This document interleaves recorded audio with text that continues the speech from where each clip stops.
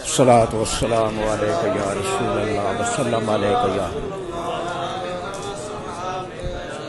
یہ تھے جناب سید محمد شعیب شاہ صاحب قبلہ دامت برکاتہم العالیہ اور پیر سید محمد شعیب شاہ صاحب۔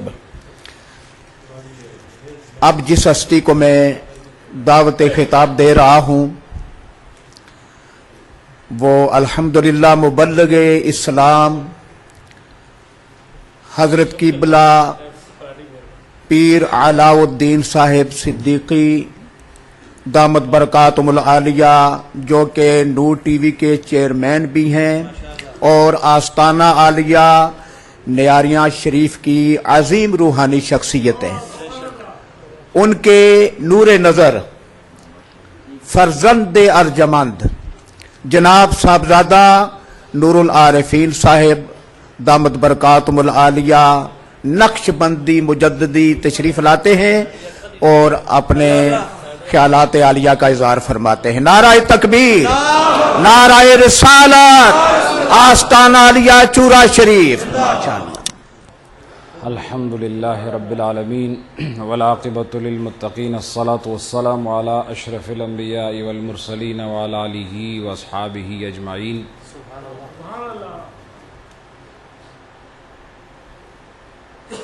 اعوذ باللہ من الشیطان الرجیم، بسم اللہ الرحمن الرحیم۔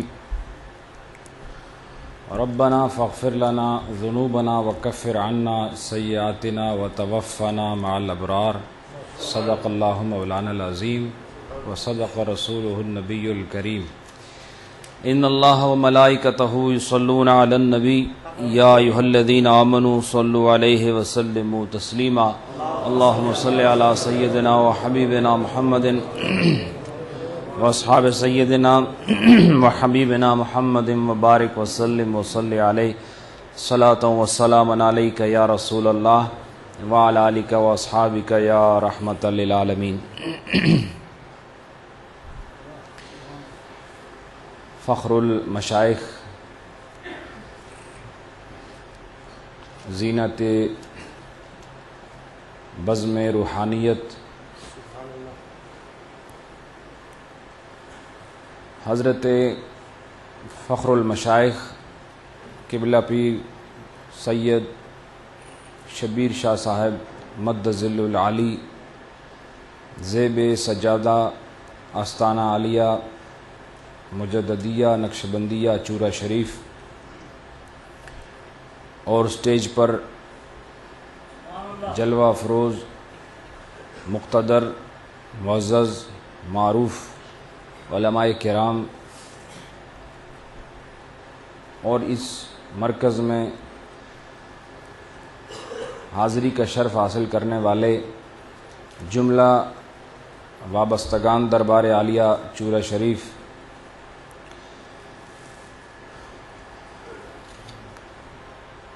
آج کی اس روحانی محفل میں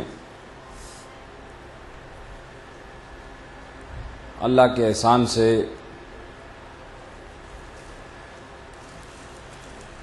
بہت لطف محسوس ہوا، بہت ہی قرار آیا، اور وافر مقدار میں تسکین کا سامان عطا کیا گیا۔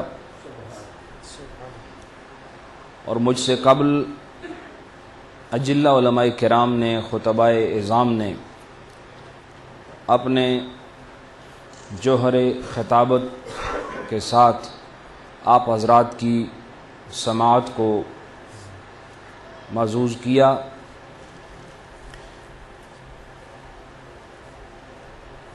میں بھی اپنی حاضری لگوا رہا ہوں۔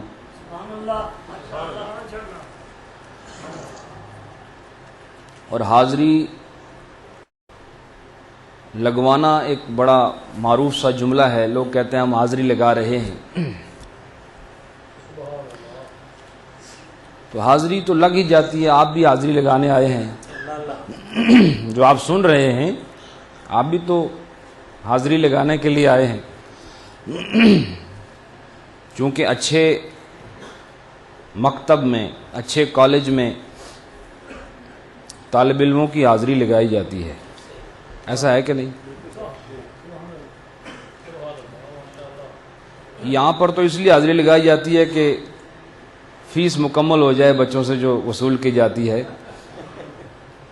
لیکن جو اچھے ادارے ہیں جن کی بنیادوں میں مستقبل کا نور چھپا ہوتا ہے وہ بھی حاضری لگاتے ہیں، حاضری لیتے ہیں. اور مزے کی بات یہ ہے کہ اچھا ادارہ وہ ہوتا ہے جہاں استادوں کی بھی حاضریاں ہوتی ہیں اور طلباء کی بھی حاضریاں ہوتی ہیں، دونوں طرف سے حاضریاں ہوتی ہیں.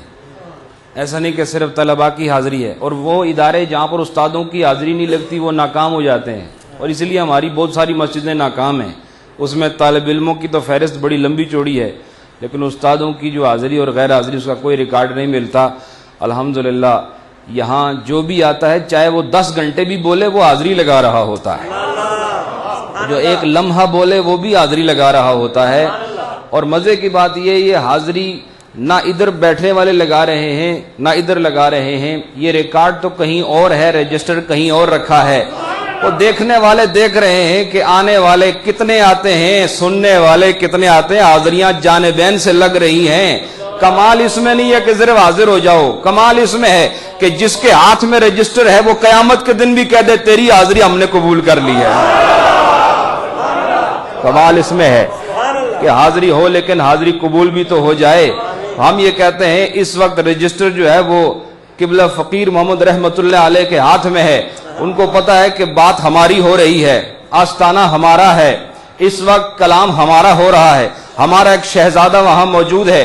اور یہ بھی آپ کو بتاؤں کہ عالم روحانیت میں اتنی طاقت ہے کہ اس میں نہ بعد دیکھا جاتا ہے، نہ دوری دیکھی جاتی ہے، نہ مسافت دیکھی جاتی ہے، نہ وطن دیکھا جاتا ہے، نہ رنگ دیکھا جاتا ہے. بس تعلق کو دیکھ کر وہ انسان جہاں بھی ہو بس آنکھ جھکا کر اس کے احوال کو دیکھ لیا جاتا ہے.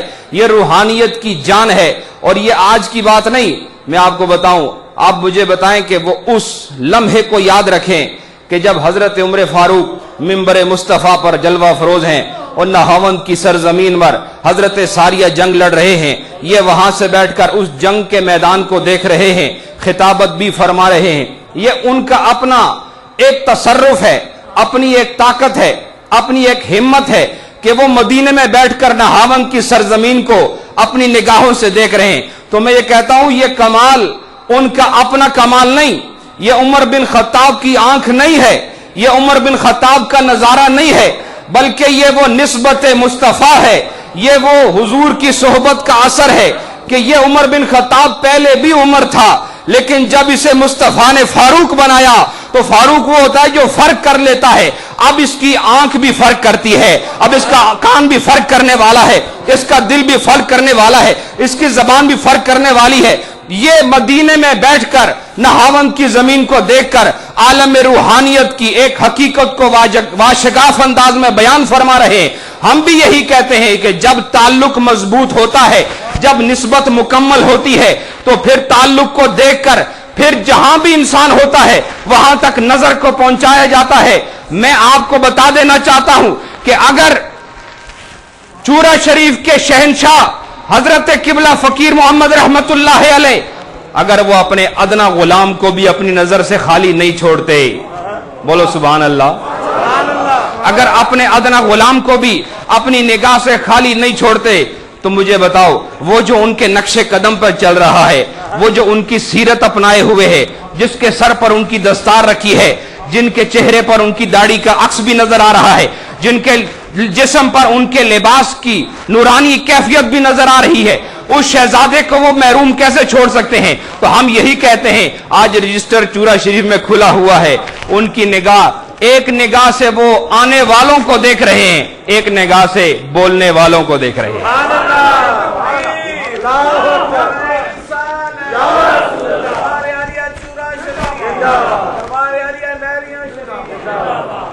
برائے کرم یہ تھوڑا سا وقت میرے پاس ہے. میں اصل میں ہمارے محترم ساتھی عاشق حسین صاحب انہوں نے فرمایا کہ آپ نے چلنا ہے تو میں آیا. میں نے ان سے عرض کی تھی کہ میں بہت تھوڑی دیر رکوں گا. اس کی وجہ یہ ہے کہ ہمارا کچھ خاندانی ایک پروگرام ہے یہیں روش ڈیل کے اندر، تو وہاں ہمارے کچھ اقارب جمع ہو رہے ہیں، تو مجھے وہاں جانا ہے. لیکن وہ جو میں آدھے گھنٹے کے لایا تھا اس وقت تو عصر بھی ہو گئی، مغرب بالکل قریب ہے. تو میں نے یہی نتیجہ نکالا کہ آپ اپنے ارادوں سے آتے ضرور ہیں اور پھر اپنی مجبوریاں بھی آپ کی نظر میں ہوتی ہیں، لیکن کچھ مجلسیں ایسی ہوتی ہیں، کسی مجلس میں ایک شہزادہ ایسا ہوتا ہے، کسی محفل میں ایک تاجور ایسا ہوتا ہے، ایک نبی کی سنتوں کا امین ایسا نظر آتا ہے کہ آپ چاہے سال بھر بھی گزار دیں آپ کو وقت جانے کا احساس نہیں ہوتا. تو آپ خود سوچیں اگر ان کی محفل کا یہ اثر ہے، ان کی محفل کا یہ اثر ہے تو جد امجد کی محفل کا اثر کیا ہوگا. یہ جو شرق و غرب میں نقش بندیت کا اعلان ہو رہا ہے یہ ان کی نگاہ کرم کا فیضان ہے. اور اگر آپ یہ فقر، یہ درویشی، یہ تصوف، یہ کچھ نہیں سوائے نبی پاک کے دور کی وہ زندہ مثال ہے کہ ہم دیکھتے ہیں کہ اسی طرح یہ کیف جو آپ کو محسوس ہو رہا ہے یہ صحابہ کرام کو بھی حضور کے ساتھ محسوس ہوتا تھا، یہی کیف وہاں بھی محسوس ہوا کرتا تھا. تو میرا کہنے کا مقصد یہ ہے کہ ہم آئے تھے صرف تھوڑی دیر کے لیے اور مغرب ہونے چلی ہے، ہم تو بہت پہلے جانا چاہتے تھے لیکن محفل کے کیف نے ہمیں جانے نہ دیا. اور میں آپ کو یہ بھی بتا دوں کہ وہ لوگ کہ جن کا ذکر آج ہو رہا ہے، ہم نے سیاست والوں کو دیکھا ہے، ہم نے دولت والوں کو دیکھا ہے کہ جب تک دولت ہے ان کا چرچا ہو رہا ہے، جب تک سیٹ موجود ہے، کرسی پر براجمان ہیں، اس وقت تک تذکرہ ہو رہا ہے. ساتھ لوگوں کی قطاریں بھی ہیں، دعوتیں بھی ہو رہی ہیں، جلسے بھی ہو رہے ہیں، لیکن جو دنیا سے گیا نہ کرسی رہی، نہ دولت رہی، نہ تعلق رہے، نہ وہ قطاریں رہی، نہ وہ اجتماع رہے، نہ وہ جلسے رہے، نہ وہ جلوس رہے، نہ وہ نعرے رہے. تو یہ کیا زندگی ہے جو زمین کی سطح پر چلو تو پھر زندگی نظر آتی ہے؟ ارے زندگی یہ نہیں، تم زمین کی سطح پر خدا کی لائی ہوئی شریعت کے مطابق اپنے شب و روز بسر کر کے دکھاؤ، اپنے زندگی میں نبیوں کی نبوت کا نور لے کے اٹھو، اور وہ جو نبی کی نبوت سے وابستہ ہو کر ولایت کے تاج پہن چکے ہیں ان کی صحبت میں رہ کر دیکھو تو آپ دیکھیں گے کہ وہ لوگ جو صرف زمین کے اوپر رہ کر بادشاہی کرتے ہیں، یہ اہل تصوف کا یہ طریقہ ہے کہ وہ جیسے زمین کے اوپر رہ کر حکومت کرنا جانتے ہیں، خدا کی قسم قبر کے اندر رہ کر ان کی حکومت دو چند اور دو بالا ہو جاتی ہے. یہ زمین کے اوپر حکومت یہ تو ہر کافر کر رہا ہے، یہ تو ہنود و یہود کر رہے ہیں، یہ تو نصارہ کر رہے ہیں، یہ تو ہر کس و ناکس کر رہا ہے، یہ تو ہر گورا و کالا کر رہا ہے. ارے مزہ تو یہ ہے کہ جب تو قبر میں اتر رہا ہو اس کو اترنے سے پہلے تجھے فرشتے آ کر کہہ رہے ہوں، فرشتہ تنزل علیہم الملائکہ اللہ تخافوا ولا تحزنوا وابشروا بالجنۃ التی کنتم توعدون. کہ جب موت کا فرشتہ آتا ہے اوسان خطا ہو جاتے ہیں، جب موت کا فرشتہ آتا ہے دولت رہ جاتی ہے، جب موت کا فرشتہ آتا ہے لباس کی فکر رہ جاتی ہے، جب موت کا فرشتہ آتا ہے صدارت ختم ہو جاتی ہے، جب موت کا فرشتہ آتا ہے انسان اپنے حواس سے باہر نکل جاتا ہے، عقل جواب دے جاتی ہے، شعور ختم ہو جاتا ہے، کانوں کی طاقت ختم ہو جاتی ہے، زبان بولنا ختم ہو جاتی ہے، دل دھڑکنا بند کر دیتا ہے. اس وقت جو اپنے مقام پر استقامت کا اظہار کرتے ہیں وہ موت کے فرشتے سے ڈرتے نہیں بلکہ اپنی باہیں کھول کر کہتے ہیں ارے تو اسرائیل آیا ہے، موت کا پیغام لایا ہے، لیکن یہ موت موت نہیں. جس موت میں خدا کی بشارت ہوتی ہے وہ موت نہیں ہوتی، وہ زندگی ہوا کرتی ہے. جس موت میں بشارت خدا دیتا ہے، جس موت میں بشارت مصطفیٰ دیتا ہے، جس موت میں فرشتے جوک در جوک آ کر بشارت دیتے ہیں، مجھے بتاؤ جس کے جسم سے روح کو کھینچا جا رہا ہے اور فرشتے یہ بھی کہہ رہے ہیں چلو جنت کی طرف، فرشتے یہ بھی کہہ رہے ہیں آؤ حور و غلمان کی طرف، چلو آؤ قبر نورانی قبر کی طرف، آؤ خدا کی رحمت کی طرف. اسے یہ فکر ہی کب رہے گی کہ جان جا رہی ہے؟ اسے تو وہ منظر نگاہوں میں ہوگا جہاں اس نے جانا ہے. پتہ چلا ہماری تو موت میں بھی خسارہ ہے، اس لیے میں نے آیت پڑھی ہماری تو موت میں بھی خسارہ ہے. اور وہ جن کی موت پر فرشتے ان کو بشارت دیتے ہیں یہ وہ لوگ ہیں کہ خدا بھی ان کی موت پہ ناز کرتا ہے کہ یہاں سے جا رہے ہیں، اس لیے فرمایا ربنا فاغفر لنا. یہ دعا ہمیں قرآن سکھاتا ہے، اے اللہ تو ہمیں معاف فرما دے. بولو سارے آمین. ربنا فاغفر لنا ذنوبنا وکفر عنا سیئاتنا، ہمارے گناہ معاف فرما دے اور ہماری خطاؤں کو مٹا دے. یہ اللہ سے ایک بندہ عرض کر رہا ہے ہمارے خطاؤں کو مٹا دے، ہمارے گناہوں کو معاف کر دے. اور آخری دعا وتوفنا مع الابرار، اور ہمیں نیکوں کے ساتھ موت عطا فرما. یہ دعا کون سکھا رہا ہے؟ وتوفنا مع الابرار. یہ صحبت کی دعا ہے، یہ معیت کی دعا ہے، یہ قربت کی دعا ہے. اور یہ قربت دنیا کی قربت نہیں بلکہ کامل موت یہ ہے کہ انسان جب مرتا ہے تو خود قرآن سے ہدایت لیتا ہے کہ وتوفنا مع الابرار، اے اللہ ہمیں موت دے کر کسی خالی قبر میں نہ ڈال دینا. اے اللہ موت دے کر کسی ایسی قبر میں نہ ڈال دینا کہ جس کے دائیں اور بائیں فساق و فجار موجود ہوں. اے اللہ ہمیں موت بھی دیتا ہے تو وہ موت دے کے ہمارے دائیں بائیں تیرے کوئی مقرب بندے ہی لیتے ہوں. اس سے پتہ چلا صحبت کا ثبوت قرآن سے ثابت ہے، صحبت کا ثبوت قرآن سے ثابت ہے. اور میں ایک چھوٹی سی بات عرض کر کے ختم کر رہا ہوں، اور یاد رکھنا کہ کبھی بھی ڈورا یا کوئی بھی ڈورا خود سے لائٹ نہیں دیتا، لیکن جب اس کے اطراف پر موم چڑھا دی جاتی ہے وہ خود بھی جلتا ہے، خود بھی روشن ہوتا ہے، دوسروں کو بھی نور تقسیم کرتا ہے. ہمارے ارد گرد بھی کوئی ایک محبت کی موم ضرور ہونی چاہیے جو آپ کی قدر میں اضافہ کرے. حضرت ابراہیم خواص رحمت اللہ علیہ، آخری بات کر رہا ہوں اور بات ختم کروں گا. حضرت ابراہیم خواص جنگل میں جا رہے اور اس کو حضرت امام کشیری نے، جو فقر و درویشی کے بادشاہ ہیں، وہ بھی امام الفقراء اور امام المتصوفین ہیں، وہ فرماتے ہیں اپنی کتاب رسالہ کشیریہ کے اندر، حضرت ابراہیم خواص جلیل القدر اللہ کے ولی ہیں. یہ میں اس لیے بیان کر رہا ہوں کہ جو آپ سارے آئے ہیں اور ہم سب آئے ہیں، ہم ان کے لیے آئے ہیں. اور اگر دیکھا جائے تو پھر نسلاً بعد نسلاً آپ پیچھے چلتے جائیں تو دیکھیں بالآخر آپ یہی سوچیں گے کہ آپ شہنشاہ چورا کی بارگاہ میں آئے. یاد رکھیں جو صاحبزادے ہوتے ہیں یہ صاحبزادے وہی صاحبزادے ہیں میری نظر میں. آپ مجھے بات بتائیں کہ جو بہت بڑا بزنس کا مالک ہو، اس بزنس مین کے 5-7 لڑکے ہوں، تو مجھے بتائیں دنیا داری کے حساب سے عرض کر رہا ہوں کہ جو سب سے زیادہ ان بچوں میں اس کے کاروبار کو سنبھال لے وہ اس سے زیادہ محبت کرتا ہے کہ نہیں؟ وہ کہتا ہے یہ جو میں نے اتنی محنت کر کے اتنا بڑا سٹور بنایا ہے، اتنی بڑی فیکٹری بنائی ہے، تو یہ مجھے یہ بیٹا اس لیے محبوب ہے کہ یہ اس سٹور کو میرے بعد ویران نہیں کرے گا، آباد ہی کرے گا، میری محنت کو آگے لے کر جائے گا، اس کو اور 4 چاند لگائے گا. انہوں نے یہ دنیا دار کی فکر ہے، یہ اس کی فکر ہے جس نے دنیا کمائی جو فانی ہے، اور جس نے باقی کمائی، باقی دولت کو کمایا، جس نے رب کا عرفان حاصل کیا. مجھے بتاؤ کیا اس کی نظر اس شہزادے پر نہیں ہوگی جو اس کے مسلک کے تصوف کو آگے لے کر جا رہا ہے، جو اس کی اس تصوف کی خدمت کو آگے لے کر جا رہا ہے؟ ہمیشہ عقل مند وہی ہوتا ہے جو اپنی میراث کی حفاظت والے سے محبت کرتا ہے.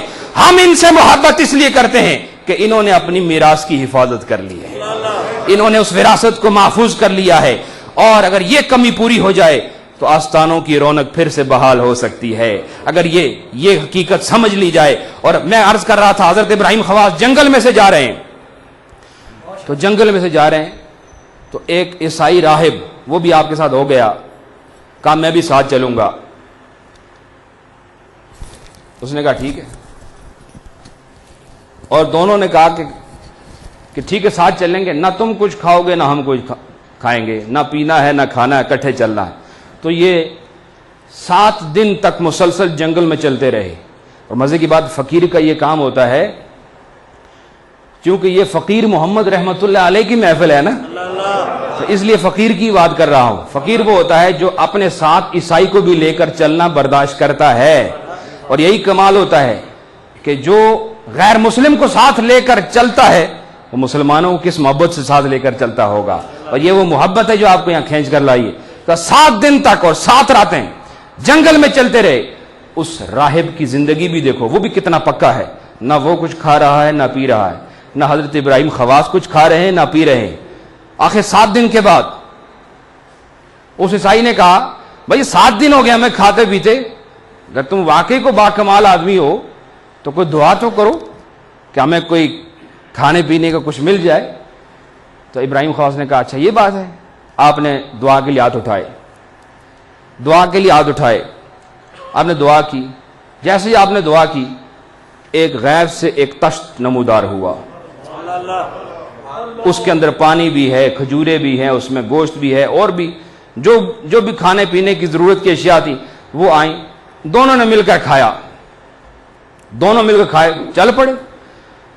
7 دن مزید چلتے رہے. یہ کوئی پہلی دوسری جماعت کا قصہ کہانی نہیں بیان کر رہا, ولایت کا تاجدار اس کو اپنی کتاب میں ذکر کر رہا ہے. یہ کوئی قصہ کہانی نہیں, حقیقت پر مبنی بات ہے. اہل تصوف کا عقیدہ آپ کے سامنے رکھ رہا ہوں اور صحبت کی بات کر رہا ہوں کہ انہوں نے 7 دن مزید گزرے, نہ کچھ کھا رہے ہیں نہ پی رہے, چل رہے ہیں, اپنے وقت پر عبادت کر رہے ہیں.